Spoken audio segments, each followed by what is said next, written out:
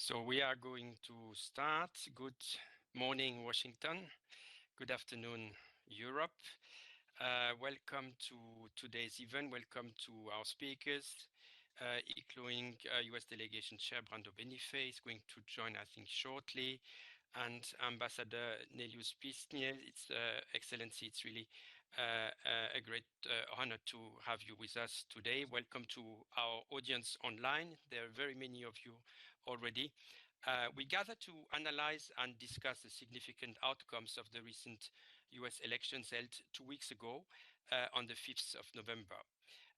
In a historic turn of events, Donald Trump has been declared the winner of the presidential race, marking his return to the White House as the now 47th president of the United States. Alongside him, Americans have also elected 1/3 of the Senate and all Congress members. The implications of these elections are profound, not only for domestic politics in the US, but also for US foreign policy. With Trump's victory, we are witnessing a shift on key policy issues, and we will discuss defense and security. We will discuss also trade, but it could name also other issues such as climate change or big tech. It will also have influence on key international partnerships. I mean, a few ones: future of transatlantic relations, cooperation on Ukraine, obviously the relation to China, the wider Middle East.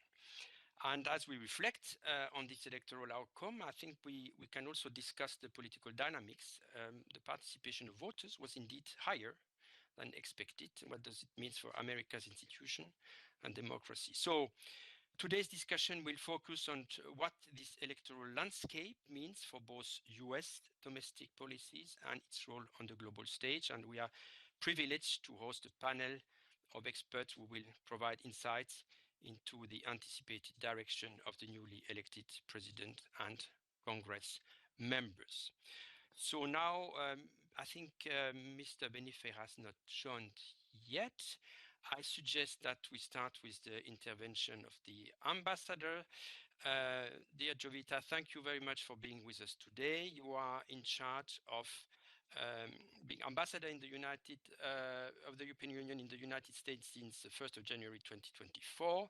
Before that, you were Vice Minister of Foreign Affairs of Lithuania from September 2022, where you were responsible for the coordination of European affairs, European bilateral and regional issues, as well as national sanctions coordinators. You were from 2020 to 22 Minister for Economy and Innovations in Lithuania, and you had before that several posts, high-level posts in politics in Lithuania. So thank you very much for taking the time. Thank you very much for being with us today, and let's kick off the discussion by your remarks. Over to you.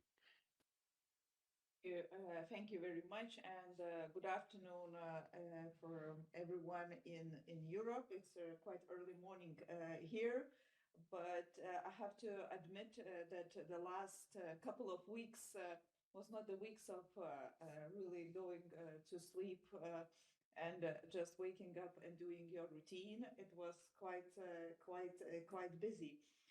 Let me start from saying that actually we are facing quite difficulties all around the world, and especially in the European continent. And the situation when we see there are changes in government all around the world, including in Europe, in the European Parliament, in some of the member states. Of course, the most consequential elections we have here in US. I think there are a lot of followers of what is happening right now in the phase of transition.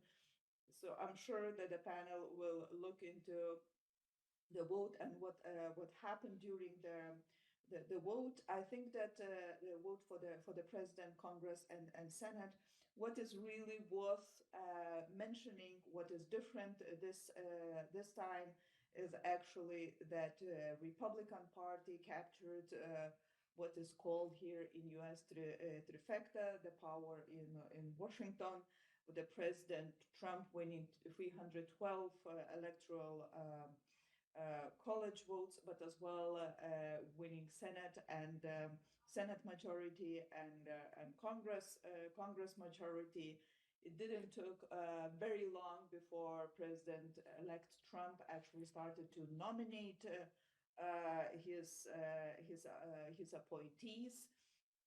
He started, as usual, the presidents would start from the National Security Advisor, his chief of staff, and the Secretary of State, and some more additional nominations like energy, transport, as well as special envoys, Middle East, and a couple of ambassadors. All those people are due to be to have hearings in Senate, and of course to be voted in Senate. Interestingly enough, I think that some of the names we see, especially the names related to foreign and security agenda, actually are quite well-known names, like National Security Advisor Mike Waltz, and definitely Secretary of State nominee Marco Rubio. I think that it is still difficult to say what kind of policies we can envisage right now. We actually are more leaning to analyze what was the rhetorics over the elections. If I have to measure at the moment, I think that the discussions of the very concrete topics come down. I see my friend Bruce here. I'm sure he can talk about trade. But we actually, starting from the very high notes in the last days of the election campaign, now we don't hear a very concrete ideas. And it's interestingly enough that the economic team or trade team is not yet nominated. So even if we can try to speculate or try to imagine what kind of the foreign and security policy will be, knowing what President-elect stands, and knowing what those people are, what were those people's agenda before, so an economy and trade is a bit more complicated to guess. I think that what we have to focus in the beginning, and whenever we have discussions like this, or I have discussions with my counterparts here in US, I think that we should not be driven only by US agenda. We have to think what is actually our priorities. First of all, definitely security and defense, and definitely trade and economic cooperation, including economic security, definitely our green transformation and green agenda. Energy goes into that package, but I think that we have to really stand for our values and our interests, which I think was discussed in your plenary just recently, as well was touched during the hearings of incoming commissioners. Overwhelmingly, here we can hear that one of the priorities, one of the largest priorities in foreign and economic policy for United States is definitely EU-US cooperation on China, and how to proceed with non-market economic actions here in US, but as well globally. I really hear a lot of questions asking how EU can contribute in this effort. What we are calling de-risking, they are calling containing China. So going through each of every topic, I think that we can find where our interest actually comes together and what we can do together. I think the transition period and the first days in the office of the president-elect should be focused on the positive agenda, that we focusing and informing new incoming colleagues what we have done as Europe on security, on defense, on supporting Ukraine, what is our and how we are actually are the biggest trading partners and economic partners and investment partners with US, and how actually harmful can be tariffs if they would become the only and the sole of the policy of their economic international policy, and where we can move on China, and of course trying to pursue our green and digital transformation agenda. I think I will stop here, but my really kind of a focus at the moment is really to push for the positive agenda, what we can do together, so not to get into the discussions before even this administration started on what are those negative ones which we will have to deal. Thank you. I will stop here. Thank you very much, Ambassador. I would like to hand over now to Mr. BENIFEI. Brando BENIFEI is a member of the European Parliament. He has been member in the House since it's the third time he's elected in the House. He is the chair of the European Parliament delegation for relations with the United States, and in the House here in Brussels and Strasbourg, he's member of the Committee on Constitutional Affairs and a substitute member on the Committee on Internal Market and Consumer Protection and on Legal Affairs. He follows very closely digital issues, and during his mandate he has been co-rapporteur on the Artificial Intelligence Act, a big piece of legislation here on this side of the Atlantic. So, Mr. BENIFEI, over to you. Yes, thank you very much. I hope you can hear me well. These are very complicated days for our side of nominations in the European institutions. So I am sorry that I will not be able to stay for the debate today, but I wanted to give a small input as requested by EPRS, that I thank also for giving attention to this topic in its activity, because I think it will be very, very important in the coming weeks, months, and years. And I just came back from Texas, from a mission of the delegation that just started working, also in the form of this transatlantic legislators dialogue that I led from the European part in this visit to Texas, where we met with the US counterpart, the co-chair of the Transatlantic Legislators Dialogue, Representative Moran from Texas. Ambassador NELIUPŠIENŽ was also there, and we had very interesting discussions with both members and with representatives from various interests, and also a former governor.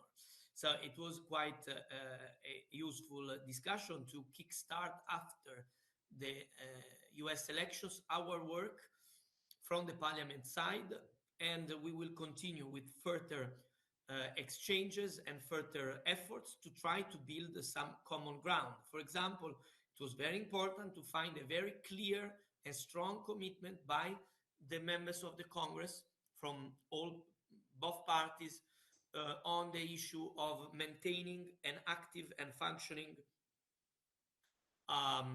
TTC, and this was a clear issue, and also we found a determination to continue working on security topics and also to support Ukraine, which is also a very relevant discussion at the moment. Today, here in the parliament, we had a video connection with President Zelensky to commemorate the 1,000 days of the war, and there was a clear indication by a large majority of the group leaders that spoke of the strong and unwavering commitment to support Ukraine in this very delicate phase. And one thing I got very clear, to be honest, from this discussion which happened before the start of the nominations by Trump. Only Rubio was indicated at the time, I think, or just a few more. Not like now we have more indications of the next administration. One element I got very clear is the determination to go tough on China. And this is something that has started already to be discussed also here, because what kind of attitude will be coming from the US administration on the relation with the EU in terms of how do we deal together with China? Will be there a request to align on a Chinese tough stance on commercial actions, maybe to avoid a war between a commercial war between EU and US, a war of tariffs. I mean, this debate already started here, and you know it has been very difficult for the EU to have a decision on tariffs for the electric vehicles with China. And in fact, there is an ongoing negotiations to overcome that. And in general, it's a difficult topic that can divide Europe a lot. And so this is something I think will be on the table very soon, because this is what we got. And clearly, we are also looking at what kind of attitude will come on the defense issue. And you can imagine there is also one topic on this. How do we prepare on a realistic, more defense spending on EU side and defense common action? Should we buy more weapons from the other side of the Atlantic? Should we increase the European capacity? Because these are very straightforward discussions that will come also to the parliament. So I wanted just to give you a few inputs from my direct experience of these end-to-end on the ground exchanges I had just after the elections, and the feeling here in the parliament that is starting to have discussions that will have more on the various topics. And I think that also the actions on climate and on technology, so the two transitions, ecological transition and technological transition, will be a big topic of debate due to the choices of the nominations we see from Trump's side, what we could expect in terms of actions maybe on the Paris Agreement. There is debate on that, and also on the attitude towards social platforms regulation. Personally, and I conclude my introductory comments and notes on this, I know that on AI, that I know very well as a topic, having worked on the AI Act, there could be a more complex approach, because in fact, for example, Musk, who clearly plays a role in talking and advising and discussing with the president, apart from the Department on Government Efficiency, has probably a broader role on other policy issues, has never advocated against AI regulation. So his influence might instead on this topic be different than the one we see on DSA and DMA issues, where we see a kind of approach against an accusation of protectionism from on European side, and on censorship, etc., etc. So there are many topics on which we will need to work, and I'm happy that we can have this reflection today. I will try to get it after as a recording, because I can't stay. But thank you for organizing it, and let's keep in touch for our common work also from the institutional side in the parliament.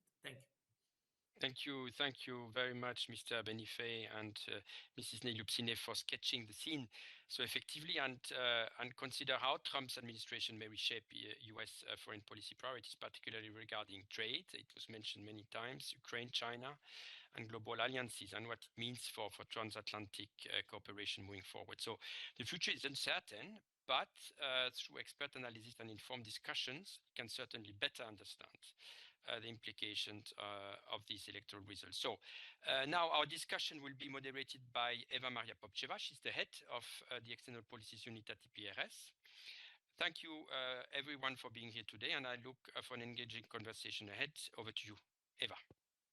Thank you very much, Etienne, and thank you very much also to Mr. BENIFEI and to the ambassador for their very insightful first remarks. Now we are going to kick off with our roundtable, and for this we have five very known experts.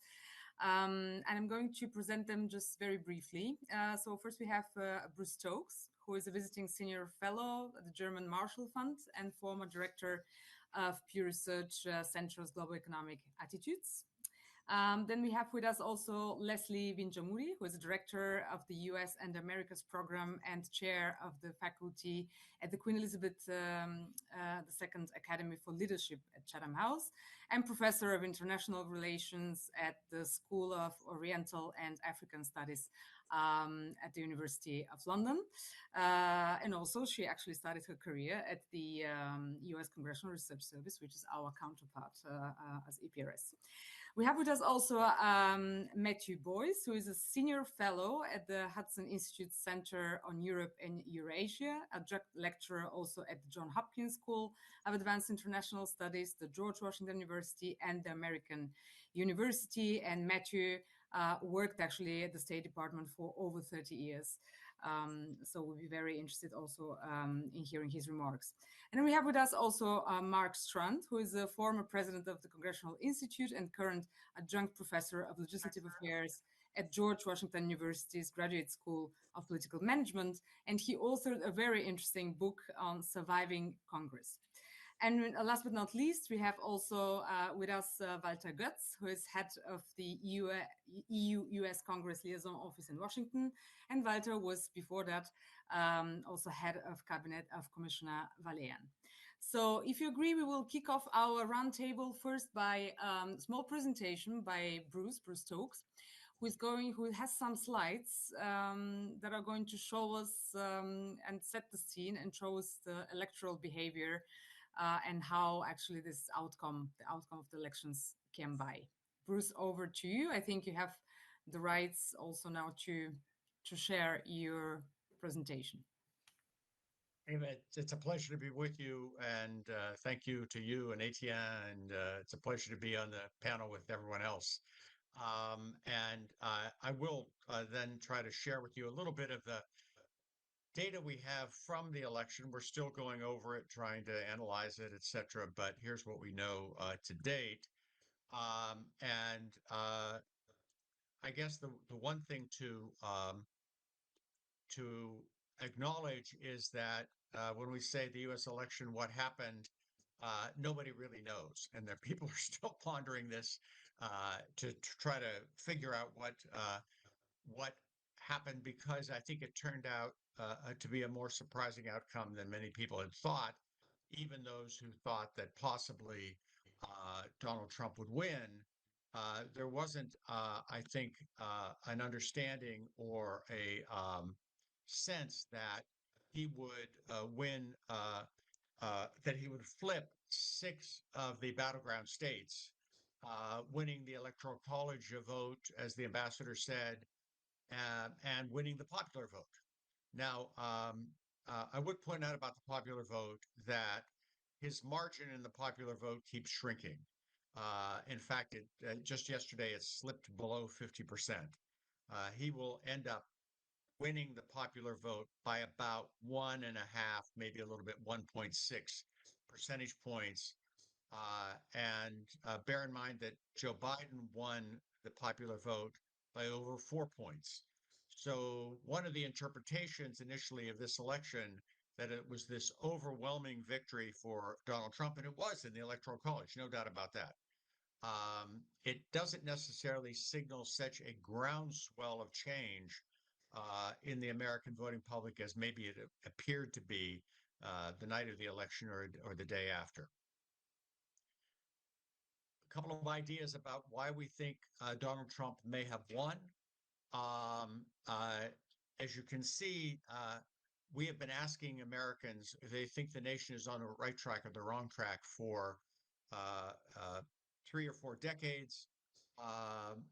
In many American elections, when the public thinks America is on the wrong track, they throw out the incumbent, and basically Vice President Harris was the incumbent, and they elect somebody else. So unhappiness with George W. Bush led to Obama being elected. Unhappiness with Obama led to Trump being elected. Unhappiness with Trump led to Biden being elected. So there seems to be a sense, and this is most pollsters, I think, would agree, this is one of the most indicative polling results. And it was clear that perceived disorder was driving Americans to think about a change. When sorry, I'm having trouble getting this to share to move to the next.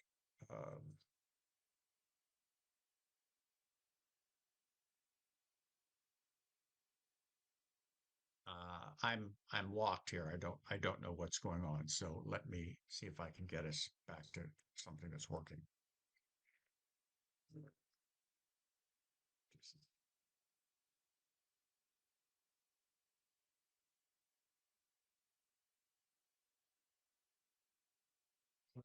I'm going to have to proceed without the slides simply because I can't get the slide, the sharing to work anymore. And I apologize for that. The perception of wanting change comes up in other questions that we've asked in polling results after the election. People who wanted change voted overwhelmingly for Donald Trump. And since his margin of victory is not that great, it suggests that many former Democratic voters, people who classified themselves as independents coming into the election, wanted change. I think it's indicative of what has happens in American politics many times, that Americans seem to want, and I think probably voters all over the world want, a daddy just to fix the problems. And there are a series of problems that clearly are widespread in the United States: economic problems, perceptions that the world seems to be out of control. And many voters just want somebody to fix that. And Donald Trump ran a very effective advertising campaign near the end where he basically said, they broke it, I'll fix it. And that seems to have had a significant appeal to many voters, that we just want these problems fixed. And if the current regime cannot fix them, then basically we'll try to find someone else who can. I am going to, and I apologize again, but I'm going to try to get out of the share. And Bruce, I can share the slides for you if you want, and then you just. Okay. Why don't you do that? Yeah, why? Because for some reason it's locked. So if you can go to the No next problem. slide. I'm just going to share them now.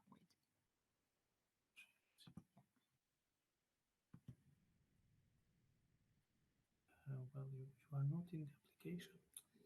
That's gonna be. Go to the Windows, and it's here. Yes. Okay, share. Okay. Okay. Is that the right one? I say it's starting to share, but I don't see it. Sorry.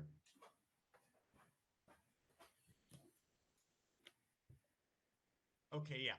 Okay, so we've got, that was it. It's gone now. Yeah, you need to do it again. Okay. Technology fails us again. It takes a little bit time to. Yeah. We'll manage. There. Window. Here. Takes 2 seconds. Okay. Just wait a little. Okay. Ava, can you, it says it's starting to share, but it's not sharing. There we go. Okay. So as you can say, overwhelmingly people who thought change was the most important issue voted for Trump. Next slide. And by nearly 3-1, and the most important issue for Democrats was democracy. For Republicans, it was the economy. I put that slide there just to, I think, is important for viewers in Europe and around the world to realize that foreign policy whatever that means to people, really did not play that role, much of a role at all in their vote. Next slide.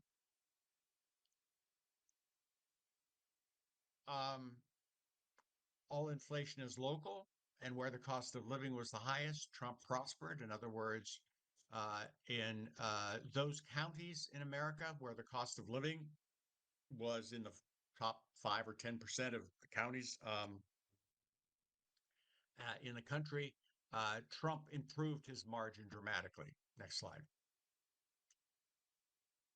And by 2-1, those who said the economy was bad voted for Trump. So again, change, the economy was very important to voters. Next slide. There's been a lot done about the change in the demographic profile of the voting public. As many people outside the United States realize, we are a nation in which there's a growing percentage of non-white, foreign-born people in the voting population. And Harris lost support among Latinos, a traditional Democratic stronghold, among young voters, again, something that Biden actually did very well in, and among women, which are probably many, and for many people, I think, and for Democrats in particular, the most surprising outcome that she lost support among women. Next slide. Trump won among Latino men, especially young men,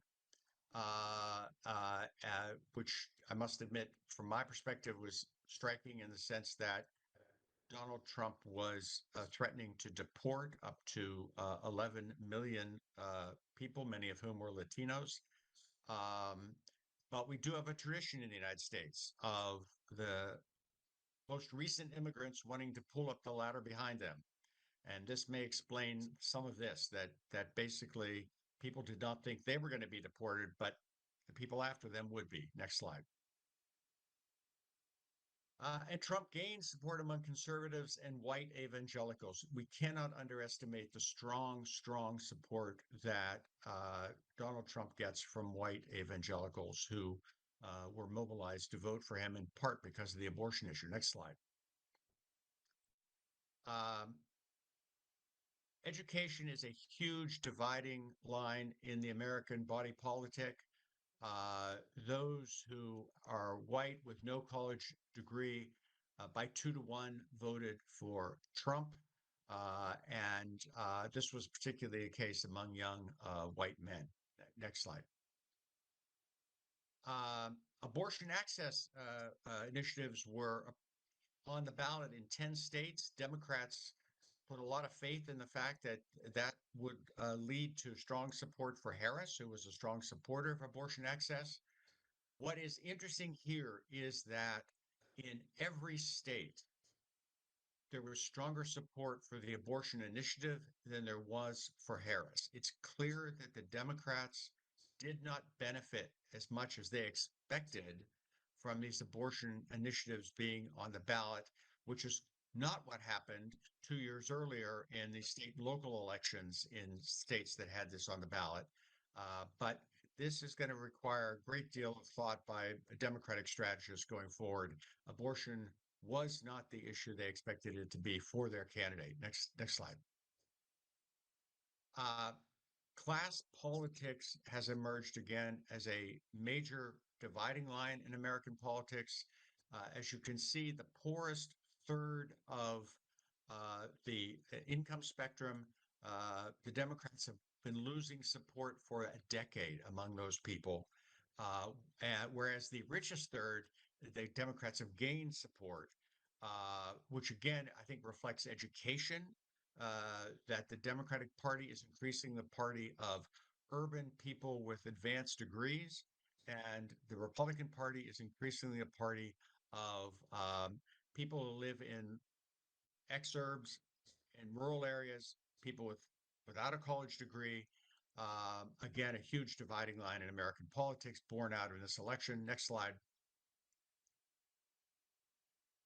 And the Democrats have a problem.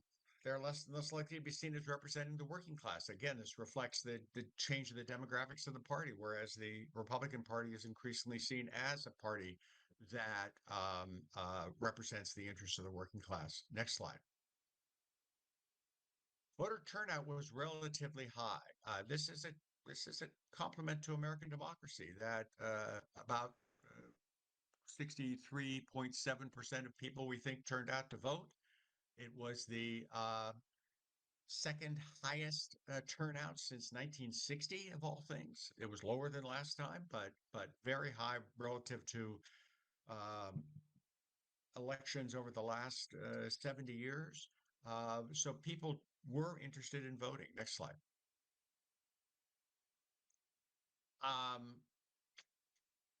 This slide, I think, demonstrates that people's perception of reality is really based on their polarized views of the world. If my guy's in the White House, everything's fine. And if the other guy's in the White House, things are horrible. As you can see, pre-election, the Democrats were not that worried about it. A number of things now they're very worried about an economic collapse, about the democracy, whereas Republicans who were very worried about the potential of a economic collapse if Harris won now are sanguine about Trump being in office. Similarly, their concerns about democracy have gone down. Their concerns about the breakdown of law and order have gone down. Again, this has everything to do with whether they are in power or the other people are in power. And this we've seen again in numerous elections for the last different cycles that perceptions of reality are based on whether my party is in power. Next slide. I would argue that the U.S. is an increasingly unstable democracy. In the last 13 elections, Americans have voted for change in Washington 10 times. And in those 13 elections, they have voted 10 times for divided government. And bear in mind that the most effective and productive governments were the first in recent years, or the first 2 years of the first Trump administration, when the Republicans controlled the House, Senate, and the White House. They could get tax cuts done, which was a priority for them. And the first 2 years of the Biden administration, where the Democrats controlled all three branches, and the government was able to pass the IRA and to pass the infrastructure bill, pass the semiconductor bill. And but what we have is the American public voting for change, even if that change means divided government. And then the American public being frustrated that democracy is not producing. Next slide. One thing to watch going forward is that the Republicans have retained control of the House of Representatives, but by a razor-thin majority. In fact, this is the first time since 1795 that there have been 3 consecutive Congresses where there was only a single-digit party division in the House. And for those of you outside the United States, a single-digit majority in the House means that if somebody's sick and somebody else is in the hospital and somebody else is going to their son's graduation, bills that might have passed are not going to pass because you don't have enough votes. And this is going to make for a very difficult time for the Republican majority to actually enact some of its legislation, and will again lead, I think, to frustration by the public over time. But we'll see. And with that, we'll go back to the discussion. Thank you. Sorry for the sharing of video problems. No problem. Thank you very much, Bruce, for this very insightful analysis. We are now going to dive in directly into our discussion. And of course, there are many topics that, of interest, of course, in terms of consequence of these elections for the transatlantic relations. But let's first talk maybe about security and defense. This is something that, of course, because of the geopolitical situation, is very interesting to us here in Europe, because of the relations with NATO and what President Trump would do with that, and also because of course, Russia and the war in Ukraine, Israel, and Palestine, etc. So I wanted maybe to ask here first, Matthew, to start with our discussion, how you see, Matthew, actually the consequences of the elections for the security and defense in general, and in particular, of course, in relation to the European Union. Well, thank you very much for the invitation to be with you. Good afternoon, good morning, wherever time zone people are in. This is what a great distinguished panel. What an honor. Thank you. And that was a very interesting presentation that we've just made. So much has been written about the subject today, and so much has been said that it's sort of maybe difficult to offer anything that's really new or original, especially in view of what Bruce has just presented. But and of course, I assume that everybody, it almost feels like this great German phrase, "Alles ist schon gesagt worden, nur nicht von mir," which means everything's already been said, just not by me. But I will try, which is sort of first a couple of quick comments. I mean, I have no connection to the Trump campaign. My remarks are simply those of an informed observer, somebody who cares deeply about the transatlantic relationship. And secondly, the reactions to the election, as I see them here, sort of have ranged from panic and depression to applause and champagne and everything in between. We see people have gone into therapy, and while others are breaking out the popcorn and preparing for a new episode in the adventures of President Trump, with apologies to Mark Twain. And then, of course, there are many realists, and many have made peace with the outcome and are honing their preparations really for that they've been making all along as they see the nominations announced and track the comments of the president-elect and his team. But first, 3 brief points, and then I'll develop them a little bit further. So for those who did not predict the outcome, as was the case with so many Europeans and Americans, they weren't paying close enough attention to the campaign and may want to reevaluate the sources and their analytical methods for the future. As Bruce very much presented, there was a lot of evidence in the public domain that this was a change election, and this is actually I don't think this is necessarily 2020 hindsight either. Secondly, I do not worry about the future of NATO, but I would strongly suggest that those 9 countries or 8 EU member states that are not at 2% pull out all the stops right now to get there soon, because if there are any capitals that may have concerns, it is those that have been underperforming in that respect for years, if not decades, and are those who don't have plans to stay at 2% for the next 4 years.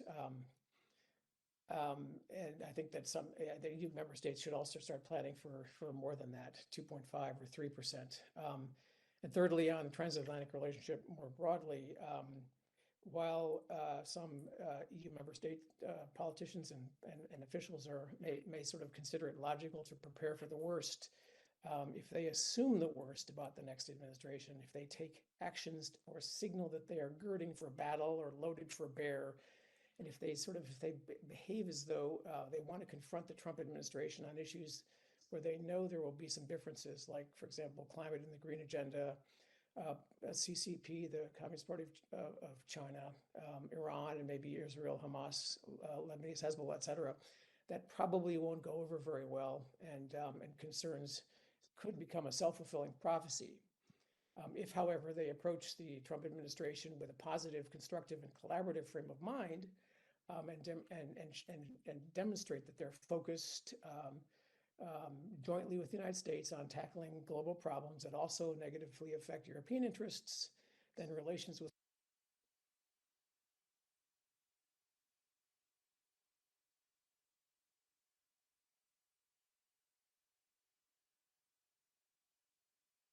Matt, I think we lost you. I don't know if you muted yourself or can you check? Sorry, now we're here again. Sorry. Where did you? Okay, I don't know what you didn't hear. Just a couple of seconds in. Okay. So we've gone through difficult periods in the past, and this doesn't have to be worse unless people want it to be. Now, on point number 1, this whole idea of predictions and reading U.S. political trends. So, of course, U.S. elections are campaigns are very different from those in Europe, and many Europeans kind of prefer their system, but ours is what it is and is not likely to change much. And if people hoped for Harris and were unpleasantly surprised, then they were letting their wishes and their ideology get in the way of their brains. and the evidence which was out there in the open for all to see. And I don't say this with 2020 hindsight, because to understand what is happening in the United States, I urge people to look beyond the two coasts and the blue cities elsewhere in the country that are favored by European politicians and officials and journalists and academics from Europe, the sort of the San Franciscos and the Bostons and the Washingtons and the New York cities, et cetera, and to read more than the New York Times and the Washington Post, and to watch more than CNN and the networks. Many European policymakers and pundits rely I think too much for their information and their assessments on what you could call progressive bubbles, and what some conservatives often call the mainstream or legacy media that are based in deep blue cities and states. Now, of course, you need to follow those sources. They absolutely are necessary to follow them, but they do not cover developments as well. And those, of course, the two coasts are not the U.S. And this is not exactly rocket science, but those who are surprised may want to pay more attention to non-traditional sources. And by this, I don't mean Fox News, although that offers insights into what the other half of America thinks, but also social media, podcasts, and other influencers who have large audiences. So now on the NATO piece, I think the incoming administration has many difficult domestic priorities, and we'll be focusing on those from the very beginning intensely. But it will approach some foreign policy issues differently. And I mean, if some EU member states have been, or if EU member states have been carrying sort of their fair share of the burden, they'll be fine. The Trump record on NATO was good, despite the fireworks. Indeed, many allies thanked him for making 2% and investments and capabilities the alliance-wide standard, as it should have been all along. And he provided lethal aid to Ukraine for the first time after Obama had refused, and including javelins, which helped repel the initial invasion in February 22. He bolstered U.S. forces in eastern flank countries, and he brought in 2 new NATO member states, Montenegro and North Macedonia. So it was a pretty solid record. But of course, many are concerned about the future of Ukraine, as I am. If you think the outcome of Ukraine is existential for Europe, and if your member state is not behaving like it's existential, i.e. not putting its money where its mouth is, well, then people should not be surprised if the next administration is skeptical, especially against the background, with a few exceptions, of decades of prioritizing social programs over defense capabilities. Now, I think people should also consider that the Biden administration's record, which delivered probably too little support too late, or fiddled while Rome burned, or while Rome was burning,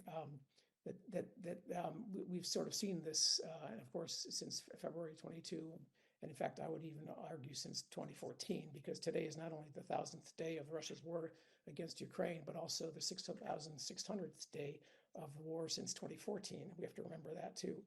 And if the war in Ukraine doesn't end well, Putin, of course, is entirely to blame. But there are those also in Europe and North America who refused time after time to supply Ukraine with the necessary support at the right time, and will also carry some responsibility.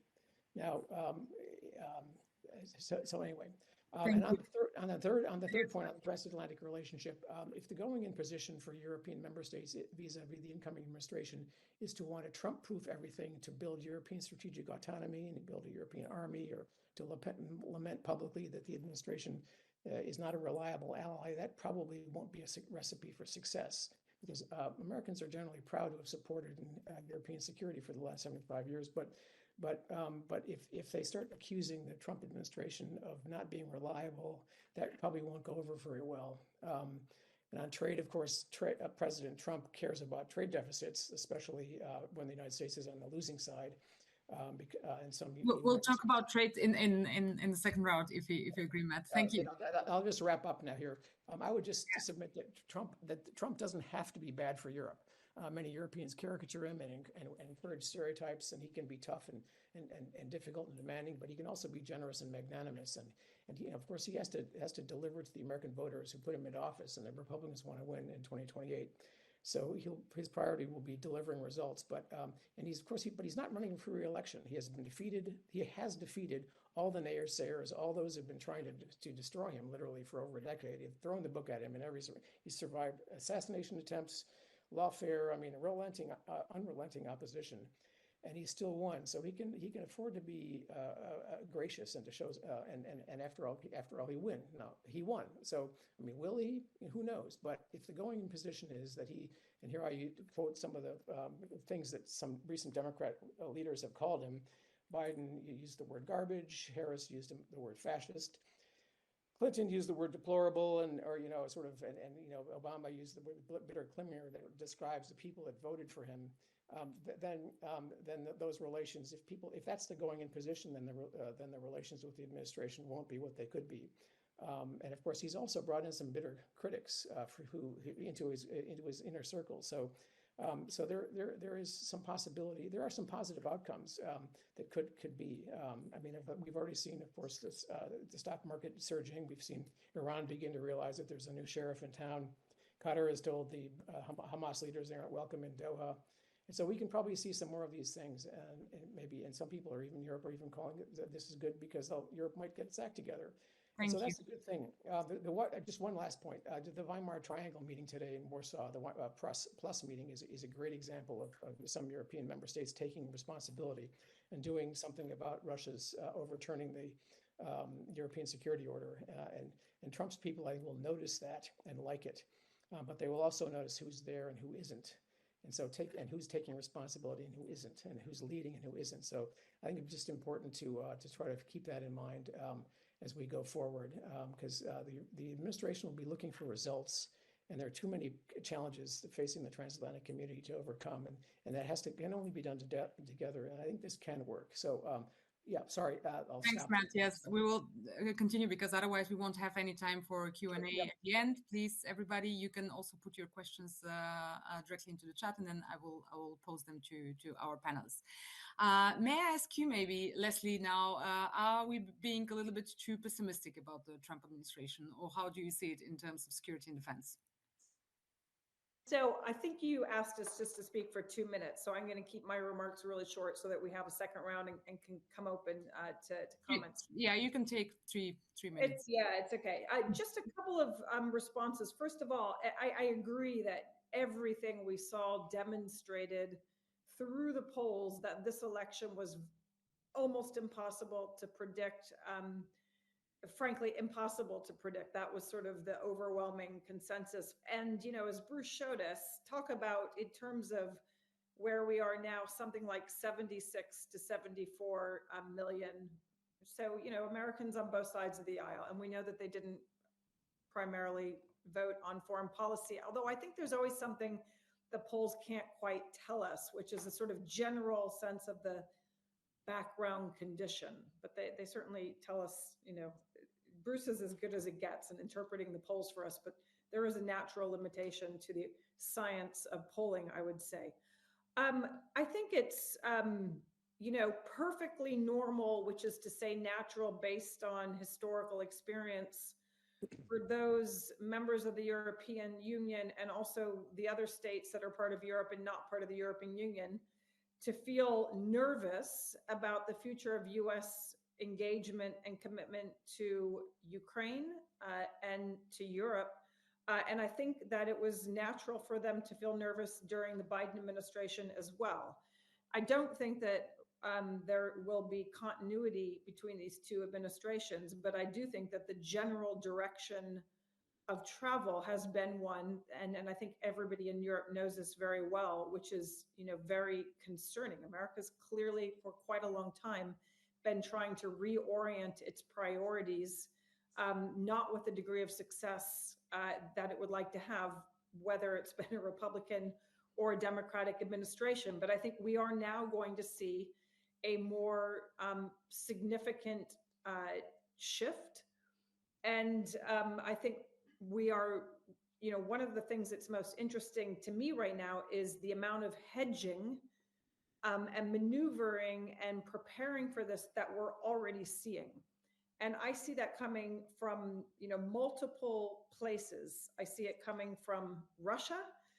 I see it coming from the Biden administration, allowing long-range U.S. weapons to be used by Ukraine in ways that it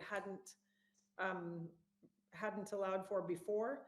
We see it coming from Germany in the phone call that Scholz had with Putin. Apparently took place over a full hour.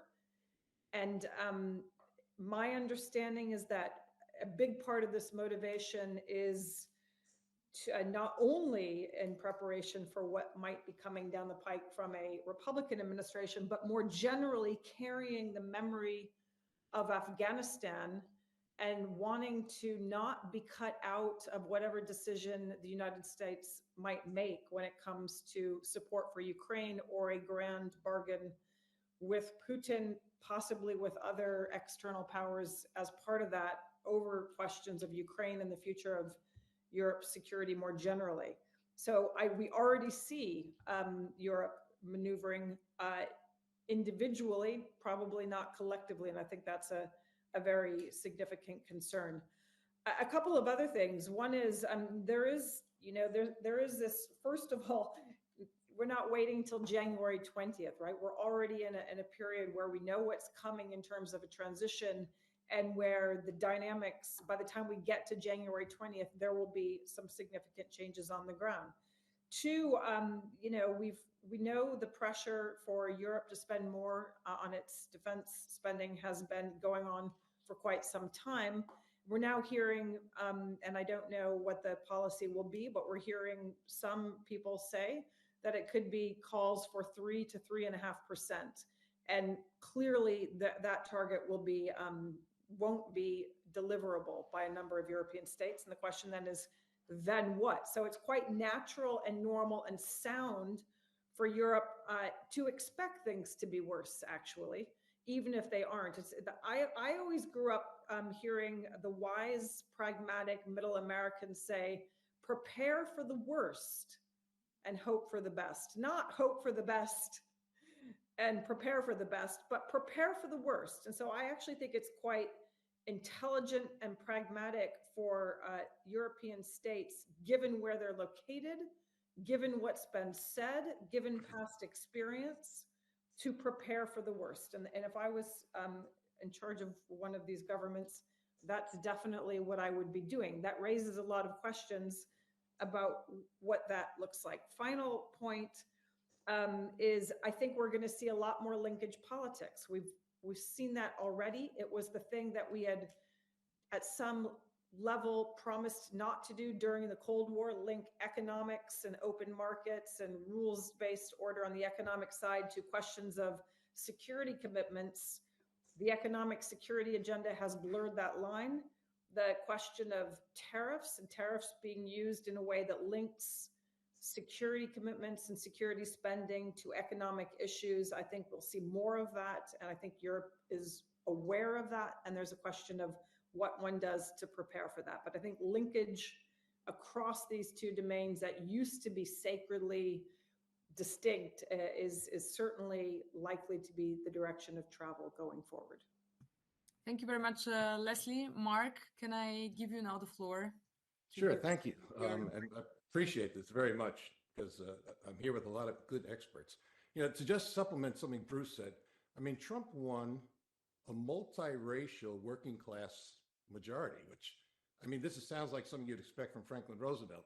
It shows you how much the parties have switched in terms of their who's in what camp. And you can't underestimate the power, the difference that men made in this election.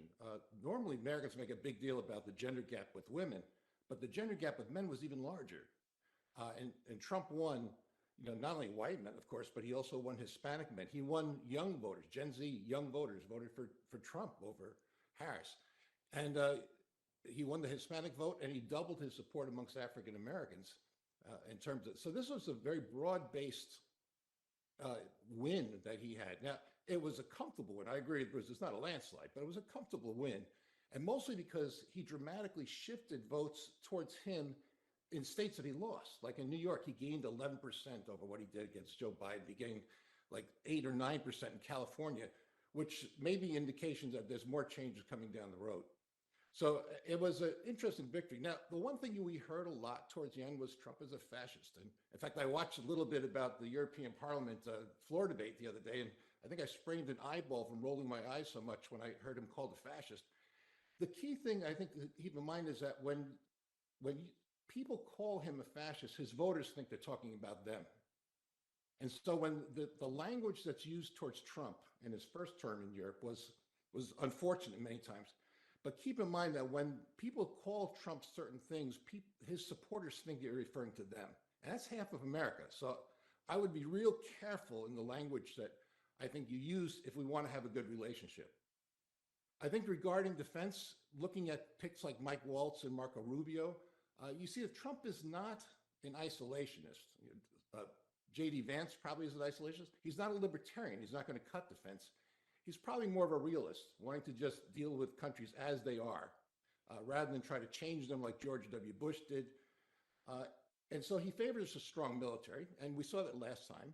Despite all of his rhetoric last time, he increased defense spending. He increased the American presence, especially in Central and Eastern Europe, and he will probably do so again.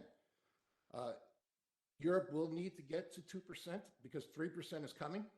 So just be aware that that's not going to go away. Now, if Putin hasn't convinced European countries to get to 3% of spending, Donald Trump will try to finish the job.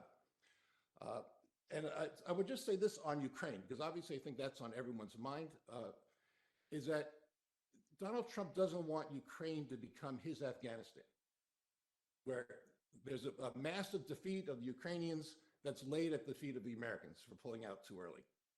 He is looking for leverage. And in that respect, as late as allowing the ATACMS to be used in Russian territory, that's another piece of leverage for Donald Trump. The Ukrainian presence in Russian territory is another piece of leverage. And he's going to try to want to negotiate a solution that Ukrainians can accept.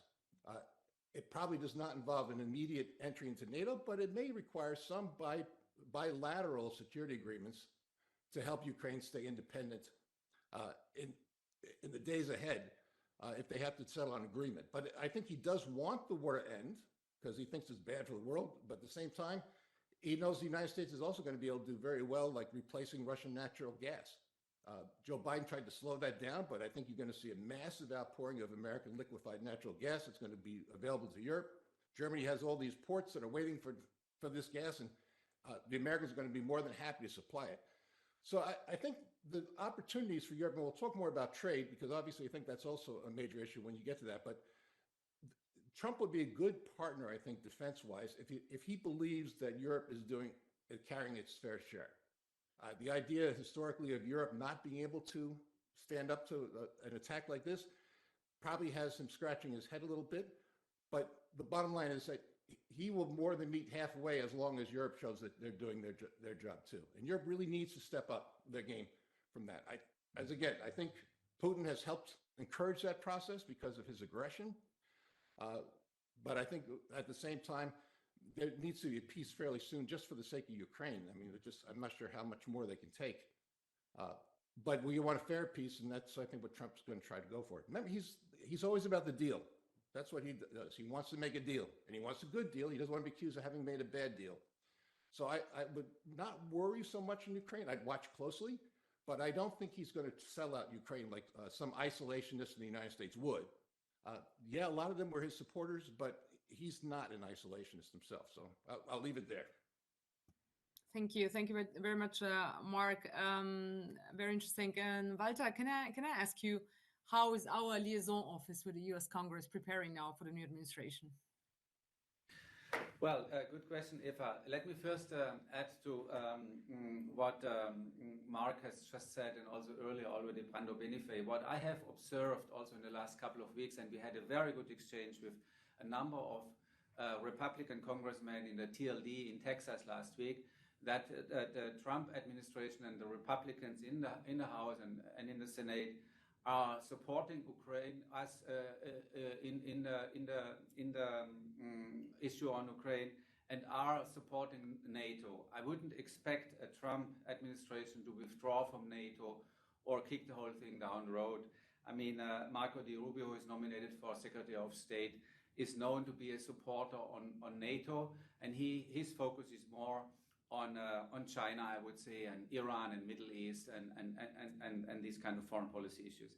Let me say a word about the parliamentary dimension about this whole discussion, as we are here in the European Parliament Research Service workshop. It is true that everybody prepares now for a Trump administration, but that is government to government. I mean, the European Commission will have to reach out to Donald Trump. The parliament we represent here has to reach out, or will reach out, to the US Congress, and specifically to the House of Representatives. That's what we call here the liaison with the US Congress. And parliamentarians have a very good line to each other. That was that we have seen in the TLD recently, and we have already incoming committee delegations. We had the Econ committee here 2 weeks ago for the IMF annual meetings, and we have this week our Constitutional Affairs Committee here in Washington, D.C., where we had also arranged now meetings on the Hill with congressmen from both sides of the political spectrum. And it's always interesting to see how open for exchange and how transatlantic the congressmen are. Also Republicans from the Trump surroundings in the TLD in Texas. Why? Because elected members of all parliaments around the globe share the same motivation, the same experiences. They like to talk to each other and have an understanding, a general common understanding about their work and the role also of their parliaments when it comes to scrutiny and oversight of government. In that regard, I would say, Eva, that the European Parliament can play in the next 4 years, be an additional transatlantic bridge if it becomes difficult for European member states to reach out on some issues to the United States government, can be a transatlantic bridge when we establish a transatlantic legislative dialogue, members to members, on our both chambers here on both sides of the Atlantic. In that sense, to conclude, I'm not too pessimistic now. I'm rather optimistic, as Mark Strand, my good friend, has just said. We have to build good relationships now with this government also, evidently. I mean, we work here also with the government, not only with the Congress. If members come in, they also want to see the State Department and White House people. But we have to have a good relationship. And I should conclude by saying last week we had in the Parliament a very good discussion about the way forward on the EU-US relations now after Trump elections. And I would say a large majority of our Parliament is also of the clear understanding that European Union needs to do more when it comes to defense, for crisis management, preparedness, and in the wider sense also on the side of competitiveness and better regulation and all these kind of things. Back to you. Thank you very much, Walter. And something that actually came out very well in Bruce's presentation, I wanted to ask you about this, Bruce, is of course how the economy played such a big role in elections and inflation in particular. So this is why it is a little, it comes strange to us sometimes when it's been spoken about the possible higher tariffs, because at the end, and with economies being so interdependent, it's obvious that tariffs would mean also higher prices for the consumers in the United States, would again bring prices up and actually bring inflation up. So how do you see this, Bruce? How realistic is it? It's one of our concerns, of course, here in the European Union, this risk of having maybe higher tariffs for European products. Need to take incoming President Trump at his word that he believes tariffs are a good policy instrument for the United States. He may also believe that it can pay for his tax cuts or whatever, which is an interesting proposition. And I think his voters, many of them, haven't made the connection between tariffs and inflation. You know, a body politic that is going into the voting booth was concerned about the fact that things were still too expensive, even though prices had come down dramatically. There have been anecdotal things where in southwestern Pennsylvania, a woman who worked in a small factory said that the owner of the factory said, I can't give you the Christmas bonus because I have to spend all the money to import parts now because the price is going to go up. And the woman said, well, I didn't understand that there was a connection here. So I think we have to acknowledge that there are a great deal of low information voters. in the United States. Significant portion of the population believed that inflation had gone up under Biden, not down, that we were in a recession, that the stock market had gone down under Biden, not up. And I think this is just a reflection of that as well, that people just wanted prices to go back to where they were before COVID. And the only way prices go down is during a depression. But people don't make that connection. And so if the tariffs are imposed and if prices go up, it'll be interesting to see how the Trump White House tries to message that. And I'm not sure how they're going to be able to do that. Thank you. Leslie, can I maybe also ask you, when we talk about commercial relationships and of course also a possible continuing, let's say, trade war with China, this of course has also some consequences. It would have also some consequences for us because of the overcapacity in production of China that would be redirected even more to the European Union. So of course things are very much interdependent.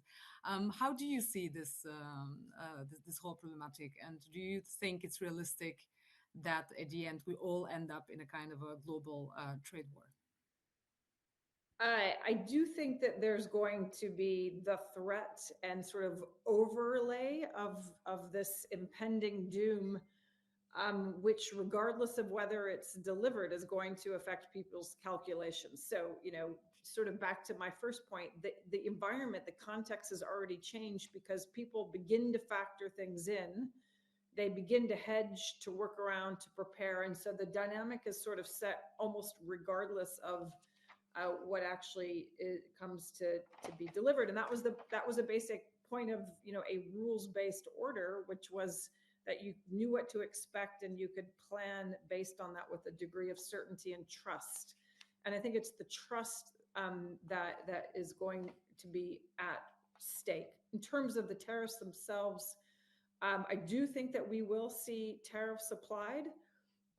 Certainly, whether, it's anyone's guess right now, whether it's a bargaining tool and that will quickly be reduced, or whether the ratcheting up effect is more likely to take place. We know that tariffs were carried on from Trump's first administration through the Biden administration for a period of time. And, one of the big questions is what Europe should do. And I heard somebody very clearly on the record over the weekend say Europe should be prepared to retaliate, and that there's a sense in which Donald Trump respects strength, and strength isn't only domestic investment and responding by potentially opening up some of those markets and reducing some of those bilateral trade deficits. It's also fighting fire with fire. And so, the advice was very clearly given from somebody who knows Europe extremely well, that Europe has tools in the arsenal and the toolkit, and that it should be drawing up lists and be very much ready to strike back if that's what comes its way. In terms of the spillover from China and that effect, yes, it will be that there are undoubtedly going to be linkages. And one question, and it's a very tricky question for Europe and for the UK, is to what extent reaching out to China becomes, something that becomes more attractive if the relationship with the US becomes more volatile. That could, again, lead to a spiral in the relationship, and could have, could be the wrong thing to do. It's a little bit difficult to estimate, but already we are seeing moves in that direction.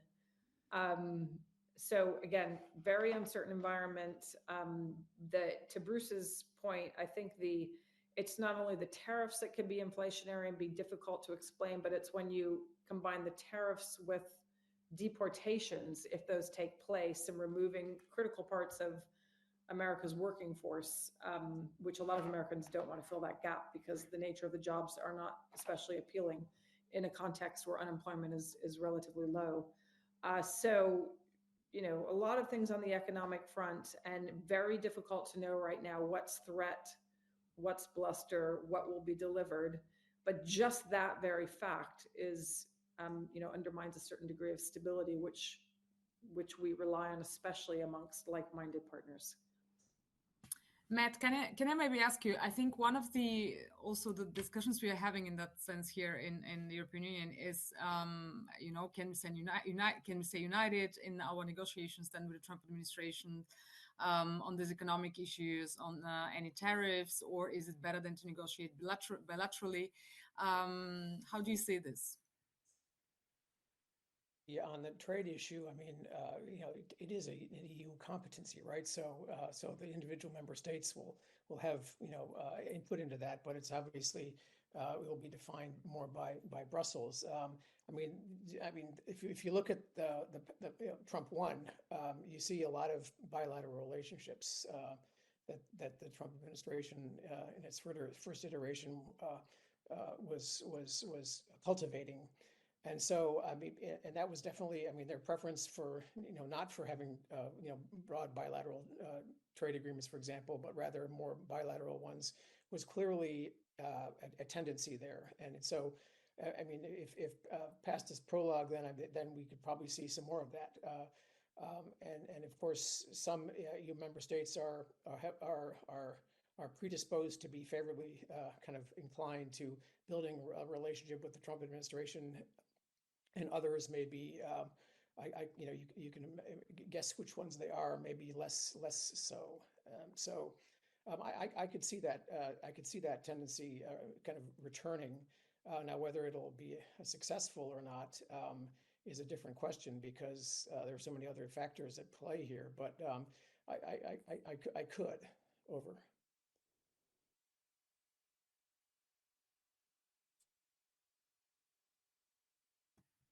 Mark? Yeah, okay. I was mute. Any thoughts on your side, Mark, on this discussion on our trade relationships with the new U.S. administration? Yeah, I think and Leslie hit on this when she talked about bargaining chip, is that you have to look at these tariffs as Trump's way of trying to force certain behaviors. Now, one of the things I think Europe and the United States could do, which I say this and I get a lot of blank stares, but stop going for a comprehensive trade agreement, but make some discrete individual trade agreements. We could do one on medicines right now. We could do one on cars right now. And I think what we have to do is seize the opportunities where there's low-hanging fruit. We sort of like to leave that so that maybe everyone will swallow some sort of thing at the end, but let's face it, we're never going to have an agreement on agriculture, right? It's just not going to happen. So let's have some discrete agreements. And if this opens up the opportunity to trade, I think those tariffs will disappear. The ones with China, I mean, also Biden kept them the entire presidency. He never dropped them. So, I mean, we've already imposed tariffs on China. I think that's not going to be anything new. But again, if Xi decides to invade Taiwan, I think you'll see 150% tariffs on China. I mean, Trump will punish them that way and use the tools. But again, it goes back to the same thing we were talking about defenses. He tries to create leverage so he has something to negotiate away. And so it's sort of something out of nothing. And it sounds like a threat. And if I was Europe, I'd take the threat of tariffs seriously. But I also think it's an opportunity. And let's face it, if our economies aren't working together, then we really have no control of what's going on in the rest of the world anyway. I mean, China will then just sort of step up and divide us, which will be damaging to both of us. Europe needs it. I read the Draghi report. I mean, obviously, we need the economic growth that comes with that. The United States needs it because the people who are hurting and the people who voted for Trump are people who need jobs. One thing I would disagree on inflation, why all politicians hate inflation, is because unemployment goes up, but it comes down, and people are working again. Inflation, the price goes up, and so the elites and the wealthy say, well, inflation rate is coming down. Yeah, but it means instead of now 17%, it went up 3%, so now it's 20%. For people who are living at the bottom of the economy, they're still hurting very badly because of the inflation, particularly on groceries and housing, which is like out of control. So the United States needs the growth that comes from trade, I think, but I do think Trump will use the tariffs as leverage to try to get agreements, which means I think Europe should then come to the table and be anxious to make an agreement because we can make one that's beneficial to both countries. maybe a whole bunch of them that are beneficial to both countries on issues that we know we are in substantial agreement on. And one thing I'd say about what Walter's doing is that by encouraging this conversation between members of parliament and members of Congress, a lot of this stuff, because it's going to be very tough to pass tariffs through the Congress. I'm not sure that would happen anyway. But if members are talking to each other, that will also encourage, I think, constructive solutions to issues of trade. Thank you very much, Mark. And actually, I'm just seeing a very pertinent question by Eva Lichtenberger in our chat, saying precisely that high tariff policies normally also actually cut innovation because of a lack of global competition. And this is obviously also something that that we all need. We have several questions, if you allow me, also in the chat. Come in. Yes, sorry, Walter. Yes, come in. Thank you, Eva. Just to, 1 minute here. Thank you very much, Mark, for your idea of specific trade agreements. I mean, we all deeply regret that TTIP failed in the last decade, and we all know why. And it's probably only a bold dream that we will get back to a comprehensive trade agreement negotiation between the EU and US. But we have a good example for a specific trade agreement between the EU and the US, and that is the EU-US aviation agreement, which regulates basically the air services, which is a huge market between the EU and the US. But that has historic reasons why we have EU-US trade agreements, because international aviation traditionally is done by trade agreements. It's more complicated to see some forthcoming on agriculture or on manufacturing, etc. But it's a very smart idea to think about specific trade agreements with the US. And the second remark here, Eva, is we have the TTC process, which is ministers level, so commissioners to secretaries here, but it could or should have also a parliamentary dimension, the TTC, not necessarily to sitting with members on the table of technical regulations, because that's really executive stuff, government stuff. But let's say to have an even stronger parliamentary accountability and preparing the grounds also, particularly here on the US side, by working with Congress, and that's what we are doing. Thank you. Thank you very much, Walter. Indeed, very pertinent too. Of course, on the different trade agreements, it's something that has been around as an idea, but we all know that the reason not to do it on the other side is that otherwise we will probably end up only with those that are maybe not, the most important for each of the parties. So this is also something to think about. We have a question here in the chat about protecting democracy and international law. If that's a strictly European issue, or if it's also and a concern also in the US. I don't know who of you would like to come in. It's a question by Pedro Rodriguez Duarte. Bruce? I think the Democrats certainly banked on protecting democracy in America to be a stronger issue for them than it turned out to be.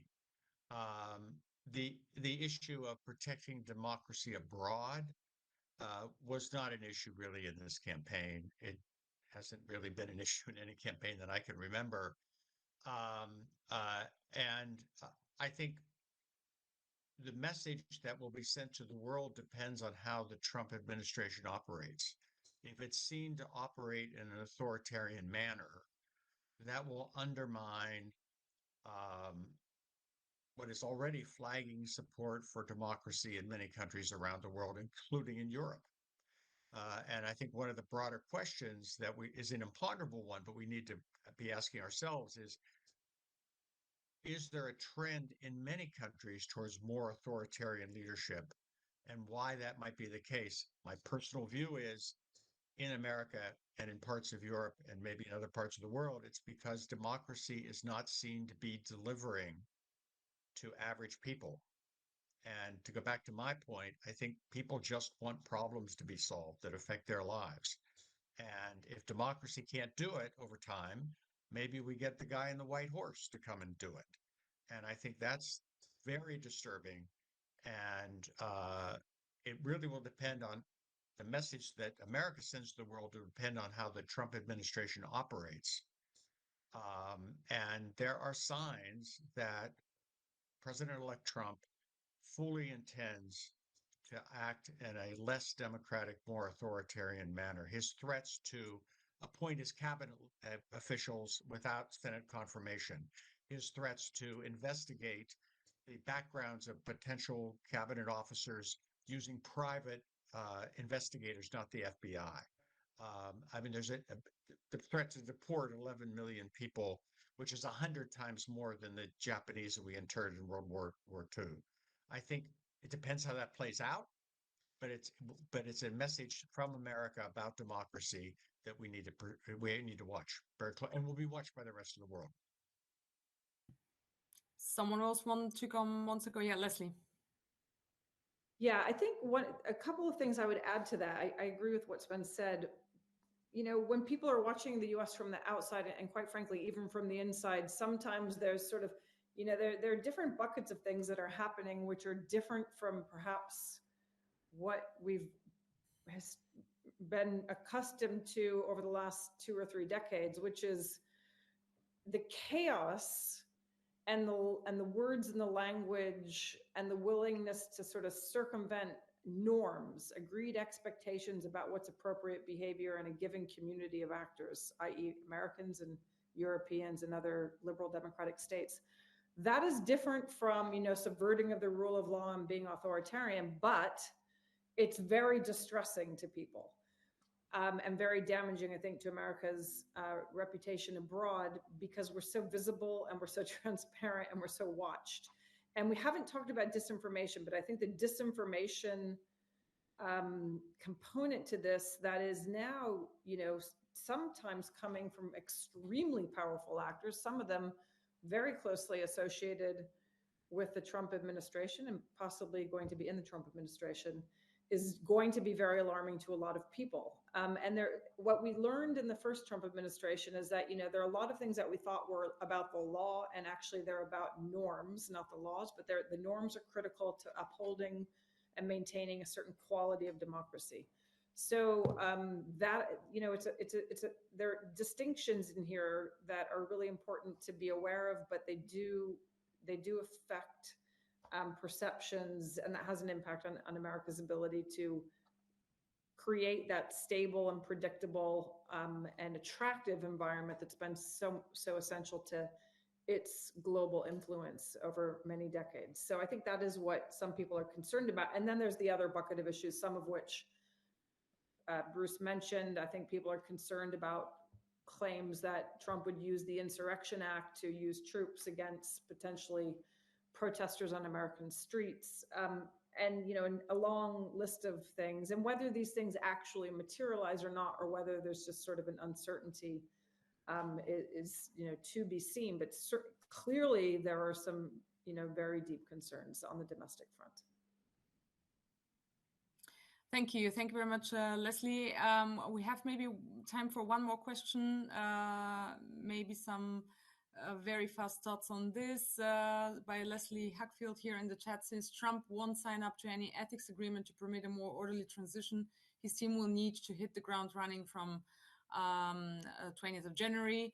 And then the question goes, apologies, does this mean that following project 2025 underneath Rubio, Hegseth and others to be confirmed, he already has senior departmental post holders already waiting in the wings to take over?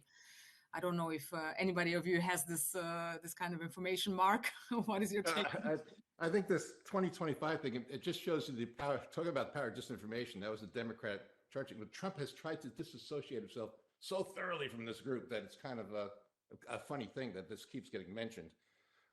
You know, I think he will try to hit the ground running. He's actually well ahead of where Biden was at this point in terms of announcing cabinet appointments. Some of them are going to be very successful. I think Marco Rubio will be serving on the afternoon of January 21st. Will get confirmed very quickly. Some of them are a little bit more problematic, and I'm not sure what the politics are of nominating some of those people are, which, you know, I think is not, you know, they're just not going to get confirmed. But he will hit the ground running. He's very aggressive. He has prepared a whole bunch of executive orders. The big splash on day one is going to be on immigration issues, closing down illegal immigration across the border. Again, he's not going to, I think if you listen closely to the language he has, what he's going to be trying to deport in the first year are illegal migrants who have committed crimes, or illegal migrants who have had court cases on amnesty ruled against them. And so it's not going to be a massive, rounding up 11 million people, and it's probably the number's probably much larger than 11 million anyway. But he will want to be seen taking action, because that was, as Bruce Price showed, it was the second most important issue in the election after the economy was immigration. And so he will try to make a big splash on that, I think, right away. And so I think we'll watch him closely.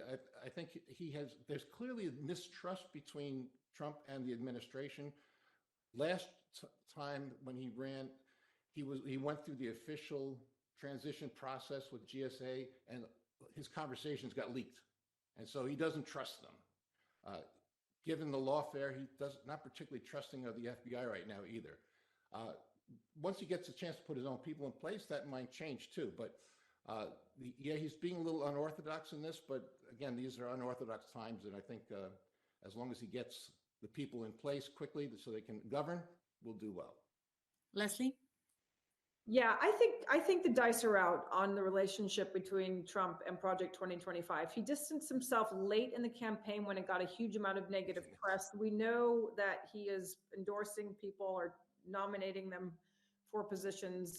Brendan Carr wrote the FCC chapter, is now one of Trump's nominees. So I just think that to say that he's clearly dismissed Project 2025 it's very unclear. There are plenty of signs to suggest that that was simply an electorally motivated decision for a discrete period of time. I wouldn't want to, lead our audience into any sort of definitive view on that. Read Project 2025 and read the policies and see what we get. But it's very far from being dismissed. Fred Fleitz, who was part of the Project 2025, I hosted him at Chatham House in a webinar. Clearly, seeking to influence, was at Mar-a-Lago last weekend. I mean, the links are strong. There's a lot of ideas in there. Some of them are very seriously worth debating, and others I think are more concerning to a lot of people. But I think you have to. It's published. Take a look at it. See what we see, rather than blanketly dismissing the relationship. And time will certainly tell. Russ Vought, there are plenty of people coming out of Project 2025 who are likely to go into the administration. Thank you very much to all of you. It was extremely interesting. I think we have gotten a lot of insight out of this roundtable. And I give it then now the floor to Etienne to close. Thank you very much again. So many thanks to you. I mean, it was good to see all friends of the EPRS coming together to comment once more the American election. So it has been extremely valuable. And I was looking at the audience. We had about 250 attendance online, which is quite a lot for an afternoon meeting in competition with many other meetings for us. So many thanks to all of you. I just want to announce that we will have another event the 10th of December on the role of information integrity. It's lunchtime event for us, so it would be very early in America. But thanks a lot and have a good day. Bye-bye. Thank you. Thank you very much. Bye-bye.